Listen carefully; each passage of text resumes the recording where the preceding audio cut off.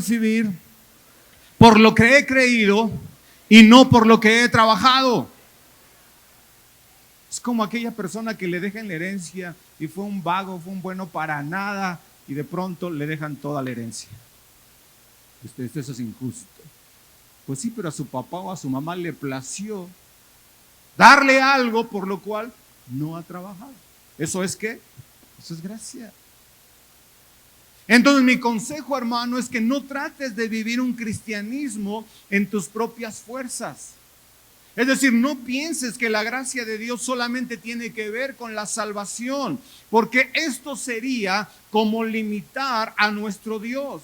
Así que aprendamos a vivir en esa gracia y a ejercerla en todas las áreas de nuestra vida. Ahora, ¿por qué digo esto? Porque hay un peligro que la sociedad promueve constantemente y es el peligro del humanismo. Diga conmigo, humanismo.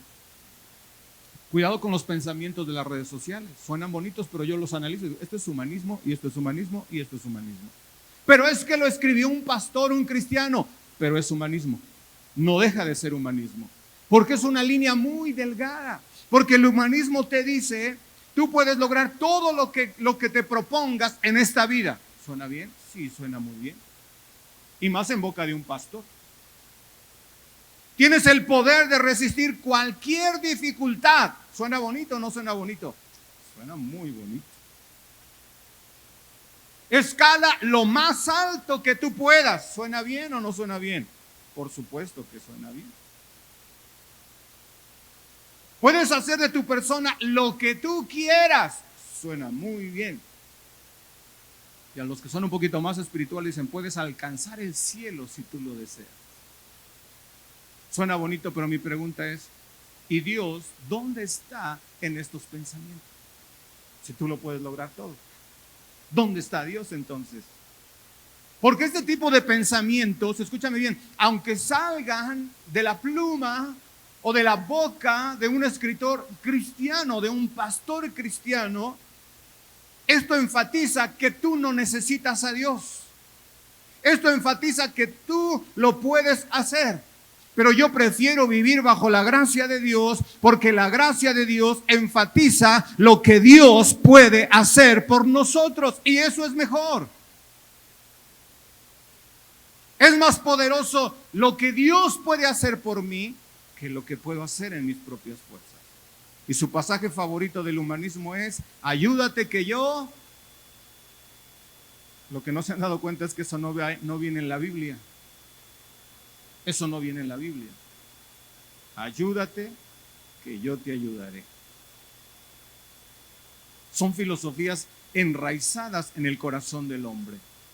Esta filosofía respalda el tema favorito de la humanidad de todos los tiempos, que es el famoso yo. Yo puedo, yo tengo, lo voy a lograr, no necesito de nadie, etcétera, etcétera. ¿Se recuerda la Torre de Babel? Dice la palabra y dijeron, vamos, edifiquemos una ciudad y una torre cuya cúspide llegue hasta los cielos y hagamos un nombre famoso. Cuando yo leo la historia de la Torre de Babel, para mí no es otra cosa más que un monumento a la soberbia y al orgullo. Es algo atractivo, obviamente. Algo que atrae la atención de cualquier persona. Y nadie podía resistirse a una invitación de este tipo. ¿Por qué? Porque la edificación de la Torre de Babel era una oportunidad única que iban a tener en la vida. Porque el esfuerzo humano puede alcanzar logros increíbles. Pero, o más bien lo pueden alcanzar porque Dios mismo creó al hombre con habilidades y Dios mismo reconoce sus habilidades. En esa Torre de Babel el Señor dijo, si no los paramos, estos capaz que sí lo logran. Entonces usted dice, ¿pero cuál fue el problema entonces? Si Dios creó al hombre con habilidades para hacer y construir lo que Él quiera, porque vea nada más hasta dónde hemos llegado, se edificó una torre, ahora hoy en día la tecnología, ¿a dónde ha llegado? Yo recuerdo que cuando era niño y veía las películas del Santo, ¿cuántos vieron conmigo las películas del Santo? Y entonces se comunicaba por su reloj y uno decía, wow, ¿cuándo va a ser eso? Pues hoy ya te puedes comunicar a través del reloj. Es increíble todo esto. Entonces el hombre tiene grande habilidad, gran capacidad. Y usted puede decir, entonces, ¿dónde está el problema? El problema es que no tomaron en cuenta a Dios. Y Dios los dispersó por toda la tierra para que dejaran de edificar esa torre. Ahora, ¿por qué pongo este ejemplo? Porque algunos hoy en día quieren seguir construyendo su propia torre sin tener en cuenta o sin tomar en cuenta a Dios. Es el problema del hombre. No es la capacidad ni la habilidad que tienen, sino que quieren hacerlo todo en sus propias fuerzas sin tomar en cuenta a Dios. Quieren ser grandes, quieren saborear el sentido del logro, de orgullo, de autosuficiencia y decir yo lo hice, yo lo logré y nadie me ayudó. Entonces ahí ya no hay espacio, ya no hay lugar para que opere la gracia de Dios. El apóstol Pablo escribió y dijo, ahora bien, escuche esto, ahora bien, el que trabaja, el salario no se le cuenta como gracia o como favor, sino como deuda. Y está poniendo el ejemplo de los trabajadores que reciben un salario por semana, por quincena o por mes, y no conozco a nadie que se incline ante su patrón y le diga gracias por este salario que tú me diste, porque ahí no hay nada de gracia. Ahí es algo que tú te ganaste. El cheque que te dan no es un obsequio, se lo ha ganado, se lo merece por 40 horas de trabajo o 50 horas de trabajo, y como es suyo, no necesita dar gracias. Cámbielo, gástelo, ahórrelo, inviértalo, regálelo si quiera, porque es suyo, se lo ganó con su trabajo. De hecho, en el campo laboral, donde los salarios son negociables, allí no es conocida la palabra gracia. ¿Sabe por qué? ¿Cuántos patrones hay aquí? ¿Cuántos tienen gente que trabaja con ellos, para ellos? Que no levanta la mano. ¿Sabe que ahí no se conoce la palabra gracia? Porque el patrón siempre está buscando la forma de pagar menos, no más. ¿Cierto o no? Yo soy patrón, pero yo soy un patrón de gracia, porque siempre estoy buscando la forma de bendecir a los que trabajan conmigo, y ellos lo saben. Cuando yo entendí la palabra gracia, yo le dije, Dios, yo quiero ser como tú. Yo quiero ser como tú y quiero ser una persona generosa. Pero eso pasa en el campo laboral, porque ganamos cada centavo, que recibimos. Trabajamos y nos pagan. Tenemos un jefe y el jefe nos da un salario. Entonces, esto no es considerado gracia en el campo laboral. Pero déjame decirte algo, en la economía de Dios las cosas funcionan diferente, porque en la economía de Dios no hay relación empleado-patrón, o sea, Dios no es tu patrón y tú no eres su empleado. En la economía de Dios, Él es tu padre y tú eres el hijo, y como eres hijo, siempre los padres, aunque sean patrones, siempre bendicen a sus hijos por gracia, aunque no se lo merezcan. Aunque no se lo merezcan. Dale un aplauso al Señor si lo va a hacer.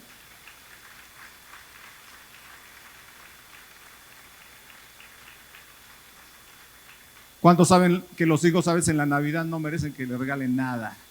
Ni en los Reyes, ni en su cumpleaños. ¿Pero por qué lo hace? Porque es su hijo.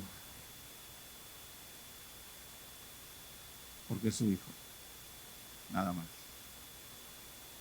Hermano, porque si Dios nos pagara según nuestras acciones, estaríamos perdidos en bancarrota, sin esperanza por toda la eternidad.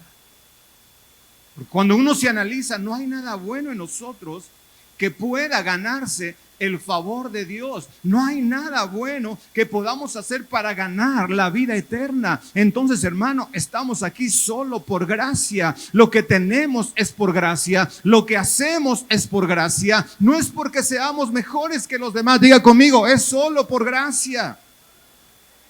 Y como vivimos entonces por gracia, necesitamos depender de Dios todo el tiempo, porque habrá cosas en la vida que nuestras fuerzas jamás lo vamos a lograr, pero si dependemos del Señor, vas a llegar muy lejos. Yo te profetizo que este año, con la gracia de Dios, llegarás muy lejos, y no será tu esfuerzo ni tu trabajo, sino que será la gracia de Dios sobre tu vida, porque nosotros somos carne y tenemos limitaciones, pero conozco un Padre que no tiene limitaciones, y para Él nada es imposible. No será en tu fuerza, será solo por la gracia de Dios que lo vas a lograr.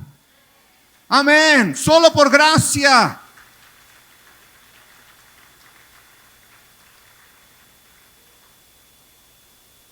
Le cuento algo: cuando yo tengo compromisos financieros, prefiero no contar.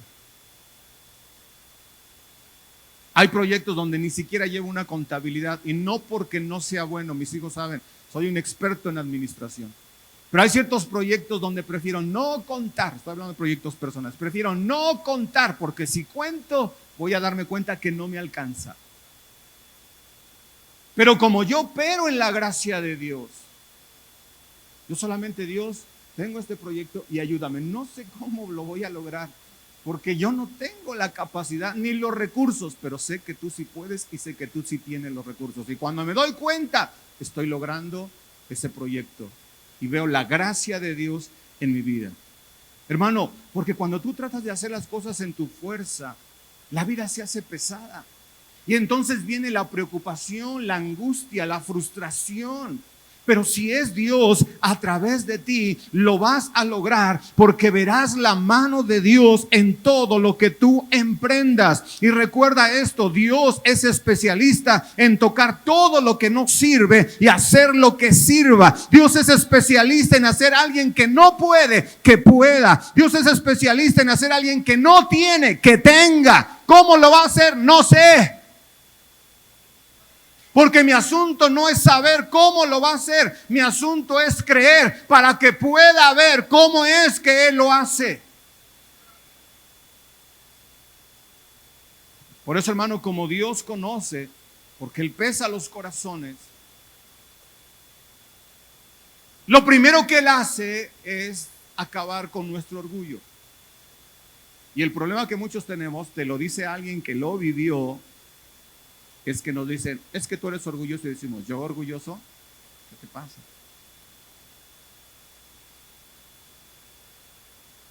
A veces no nos damos cuenta, pero con nuestras actitudes todavía nos sentimos la vaca sagrada de la familia.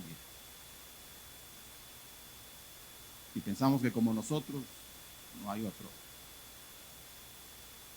Por eso Dios lo primero que hace contigo es desarmarte, dejarte incapacitado, inhabilitado, totalmente inerte, como le pasó a Moisés.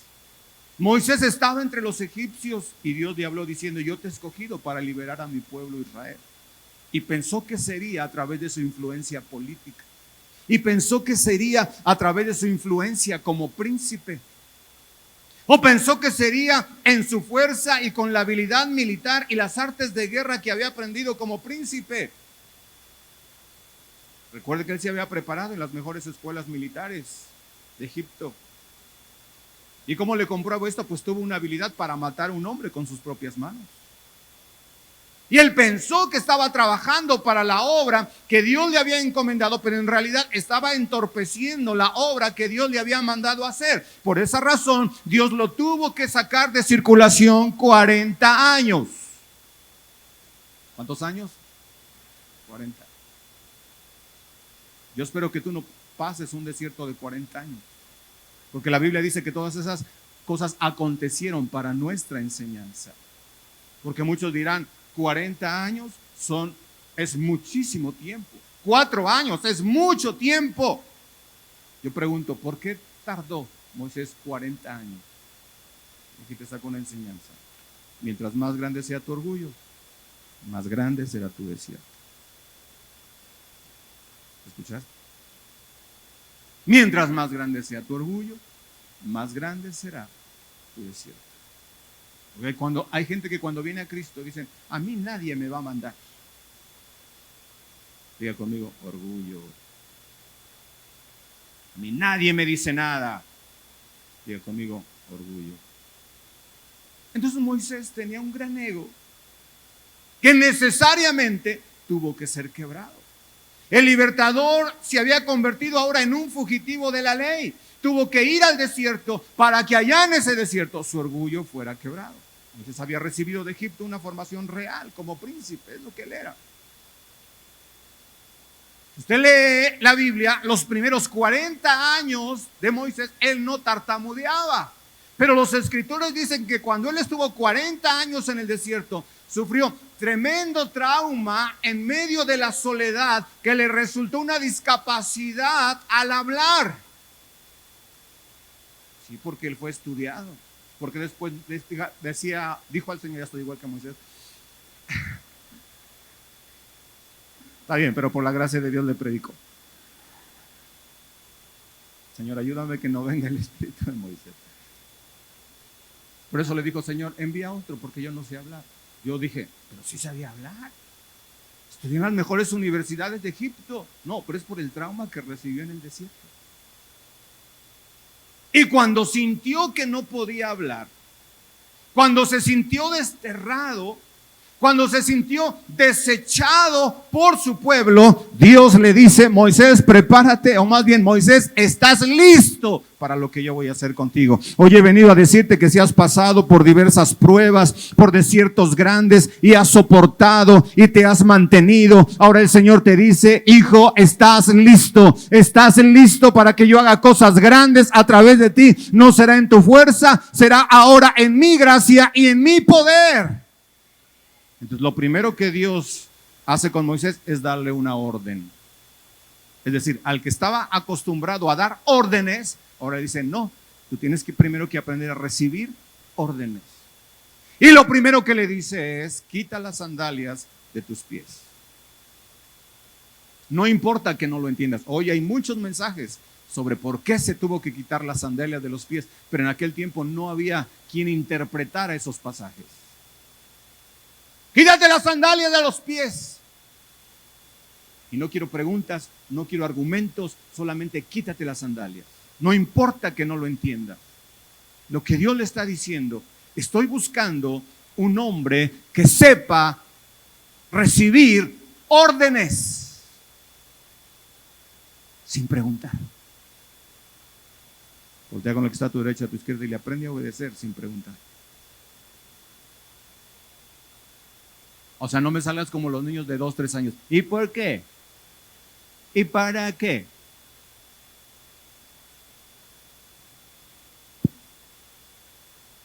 Yo siempre le decía, usted cállese la boca y hagan lo que le estoy diciendo. Punto. Voltea con el que está a tu derecha, a tu izquierda, dile, no preguntes, solamente obedece. Necesito uno que se quite las sandalias, aunque no entienda lo que digo o por qué se lo digo. Dios le está diciendo a Moisés, mi reino tiene leyes diferentes al tuyo. En el reino de Dios, la obediencia y la humildad son los mejores atributos que puede tener un hombre. Quita las sandalias de tus pies porque el lugar que tú estás pisando es santo. En otras palabras le dice, hoy estás entrando a un reino diferente al que tú estabas acostumbrado y necesito que te quite las sandalias y no hay más explicación. Y eso tuve que aprenderlo en mis primeros años con mis pastores. Y no había forma de preguntar. Yo recuerdo que andaba por allí visitando o estando recibiendo llamadas en la oficina y mi pastor llegaba y me decía, nos vamos a la sierra. ¿A dónde? A la sierra. ¿Puedo hacer? No, usted no puede hacer nada. Súbase y nos vamos. Así. ¿Cuántos días? No preguntes, súbete. Y me tenía que ir. A veces mi teléfono sonaba a las 3 de la mañana. Hijo, ¿cómo estás? Aquí descansando. Levántate y necesito que vayas a hacer esta visita. No tengo para el taxi, no importa de dónde sacas dinero, te quiero en este hospital ahorita. Y temprano a las 8 de la mañana quiero el reporte de lo que pasó de esa visita. A veces ahora tenía que despertar a mi papá y decirle, papá, préstame para un taxi. Y si no tenía, camínale, mijo, hasta que llegues al hospital y a las 8 necesito el reporte. Yo no sé cuánta gente, hermano, le dan órdenes y todo lo quiere cuestionar y todo es difícil, casi imposible para él. Déjame decirte que hay quienes están cruzando un desierto y es porque Dios está preparando tu corazón. Pero si tuviste un testimonio de lo que es cruzar un desierto, ahora tu testimonio va a cambiar y tendrás un testimonio poderoso de lo que Dios va a hacer contigo. Y sabrás que fue la gracia de Dios, porque por la gracia de Dios somos lo que somos y tenemos lo que tenemos, solo por gracia. Y cuando haces algo que sabes que no puedes, es cuando más dependes de Dios. Y si dependes de Dios, lo vas a lograr y llegarás muy lejos, porque Dios no se limita con tus limitaciones, porque para Él nada es imposible. Y no será en tus fuerzas, sino que será a través de la gracia de Dios. Diga conmigo, la gracia de Dios. Levanta tus manos y di: yo recibo de esa gracia de Dios sobre mi vida para lograr cosas que humanamente no las puedo lograr.